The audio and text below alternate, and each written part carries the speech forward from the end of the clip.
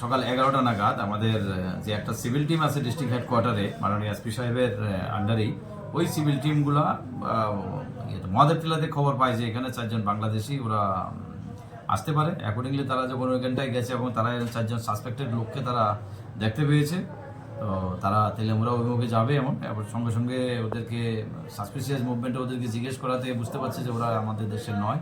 সঙ্গে সঙ্গে আমাদের থানাকে খবর দেয়, আমাদের কোয়াই পুলিশ, ওইকে থানা পুলিশ এবং অন্যান্য আমাদের অফিসার এবং স্টাফ সেখানটায় গেছে। যাওয়ার পরে 4 জনকে তারা ডিটেইন করে সিভিল পার্টির সঙ্গে, এবং সিভিল পার্টির খবরের ভিত্তিতেই আর কি যে তারা ডিটেইন করে। 4 জনের নাম হচ্ছে আব্দুল বাসিক, তাদের বাড়ি একটা হবিগঞ্জ জেলার। আর বাকি 3 জন হচ্ছে মৌলভীবাজারে, যাদের নাম হচ্ছে খালাল মিয়া আর খেলাল মিয়া আর হচ্ছে শামল মিয়া আর হলো আব্দুল মিয়া। সবার বাড়ি মৌলভীবাজার, বাংলাদেশ।